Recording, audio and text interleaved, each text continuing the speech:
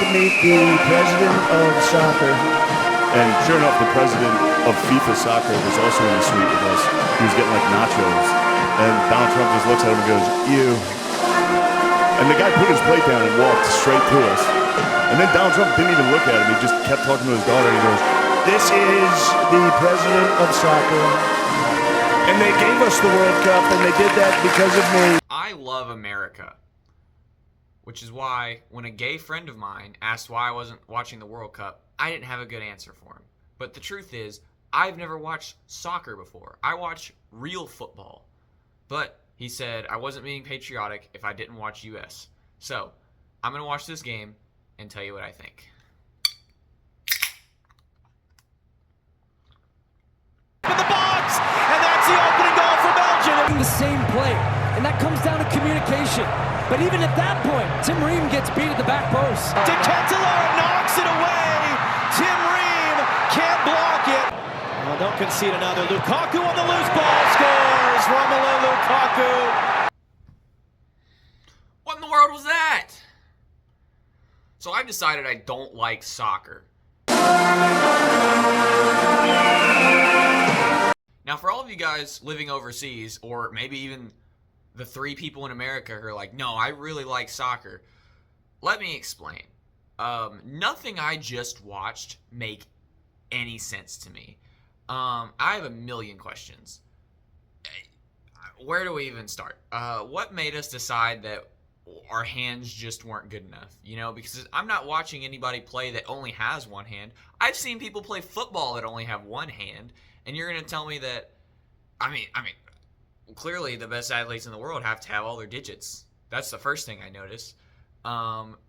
Secondly, these are really the best athletes in the world and they're flopping around everywhere? Like, what are we talking about? None of this happens in American culture. Basketball, football, anything. If you flop over, everybody's mad at you. They're not mad at the person who made you flop.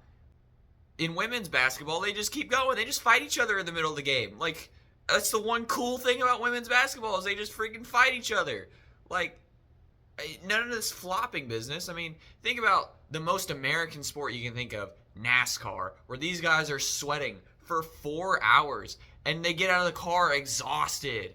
But now we're just going to flop because somebody tripped up. Like, what are we talking about? What are we doing? I don't understand. Where do you get to this point as a man where you're just like, I'm going to pretend that this other guy hurt me? Freaking hurt him back. What are we talking about? What are we doing? You guys can push each other. I didn't even think that was allowed, but you guys can just push each other the whole time. So what are we flopping over on the ground for and crying about? Like, this is just my complaint about soccer culture of what I'm looking at. But let me actually talk about the gameplay that I don't understand. But I did some Googling. I tried to do some research. I want to have fully formed opinions. But my biggest one is, I mean, hear me out, guys. This might be revolutionary. Okay, you ready? Just shoot the ball. No questions. No questions. Every single person on the field, on my team, if I was a coach right now, here's my idea. If you're on my team, the second that ball touches your foot, I don't care where you are in the field, shoot the ball at the net. Okay? And this sounds like, oh, this guy doesn't know what he's talking about. You're right. Said, oh, they're just passing it back and forth. They even include the goalie a little bit. Like, I mean, I thought his job was just to grab the ball. I mean, but he wants to play with the rest of his boys. But any one of these guys could kick the ball and get it relatively close to the opponent's net. And they have teammates over there too. So why don't we just kick the ball at our opponent's net, get it as close as we can, and then hope that our teammates also are over there close and just kick it at, and then they're doing the same thing. Second they touch the ball, it's going at the net. Because I think this accomplishes 2 things. First, they can't stop all of them, right? Eventually one's got to go in. But the other thing is, field position stays on your opponent's side. So now your opponent has no chance to score against you because the ball's always on their side. Even if they kick it to your side, even if it's just your goalie, he's just going to kick it right back. He's going to kick it right back over to their side. There's nothing they can do. And unless they want to start this fight with you where they're just going to kick it back to your side, because then you guys are the ones that practice it, because this is completely revolutionary. I've come up with this. Nobody else has tried this. I looked it up. And then Google was just telling me, no, it's a terrible idea because it would never work. But it just said because your people might not be in position. Well, eventually they might be. Or if this is the plan, if we're kicking it there, eventually they might be. It seems to me that every play in basketball is to try to get the ball closer to the net. And every play in football is to get the ball closer to the goal. Like, but in soccer, we're just kicking the ball around. And I understand somebody's going to say, well, it's actually positioning and yeah. Well, I saw 4 goals from Belgium that were just breakaway goals. And I saw 1 goal from the United States that was on a free kick. So, obviously, whatever the United States was doing wasn't working. So why don't we try something new? I don't know. That's just my thought. My second thing about soccer that I don't understand is the lines aren't really the lines, is what I've discovered. First off, there's the offside rule, which I don't understand that rule at all. I looked it up, and I still don't understand it. I'm never going to understand it.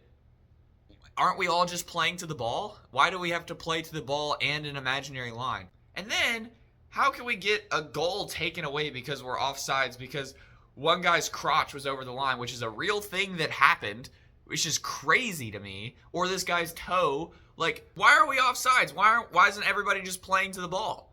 But there is one person that I don't think should be playing to the ball, and that is the goalie. Because United States goalie did... I don't watch soccer, but this was not it, what he did. He got bored, I guess, ran out, decided to just go play with his boys. He got bored guarding the goal. He said, my mommy hasn't seen me on the TV enough. I'm gonna go show her what's what, and then immediately gives up a goal because he got bored and decided to go play. If he would have been standing in the goal, he would have been the goalie. Like, that's what the goalie does. He stands in the goal. This move made no sense, and nobody can even say that here's what he was trying to do or here's what he was actually doing because he didn't do it. And they scored a goal. He did the opposite of the one thing that he was supposed to do, which is guard the goal.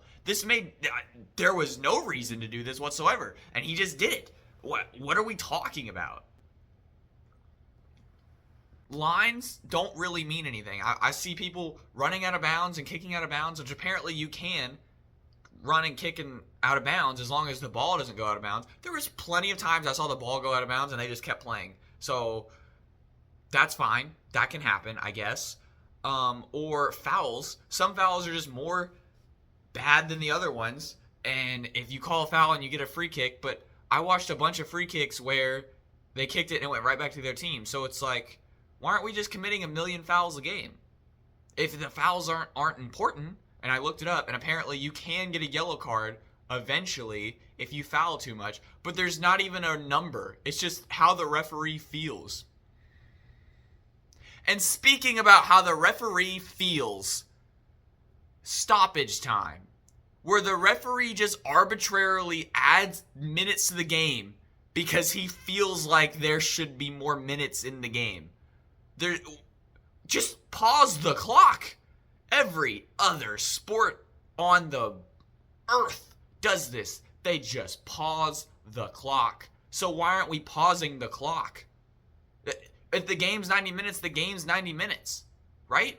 If a football game is football games are 1 hour. They're not 90 minutes. They're 1 hour. If a football game is 1 hour, the only time that you get stoppage time is if the defense commits a foul on the very last play of the game. Then you get 1 untimed down. But somehow now water breaks take time out of the game that we just say, well, or people celebrating takes time out of the game and we just go, well, what are we talking about? We're in the 21st century and we're just like, I feel like the game probably still has some going on. Like, I just don't understand, man. I really don't. I guess this is all of my complaints. I just don't feel like I fully grasp what's going on. But my bigger complaint is if I watch baseball, I don't watch baseball. I've watched about 3 baseball games in my life. I've watched about 3 soccer games in my life. For every single baseball game that I watched, even if I didn't know the players, I could grasp what was going on, and it made sense. It sounds rude to say that they're just kicking a ball around. At the same time, I haven't received a good explanation of what they're actually doing. Because for most of the game, it doesn't look like they're trying to score. It just looks like they're trying to gain arbitrary positioning that they never get. The 3 goals that Belgium scored were breakaway, like coast to coast, you would call it in basketball, was just breakaway goals against us. So obviously that positioning isn't working, right? I think my favorite thing about this whole soccer experiment has been watching how people from other countries interact with our country and how much more fun that they're having than the people who actually live here, and how they're just taken by the whimsy. And that's been my favorite thing that's come out of this. Not the soccer itself, but the international community that we can share with. So anyway, happy America 250. Keep yourself safe out there. And what's that? Oh, he's not a gay guy. His name's just Gray.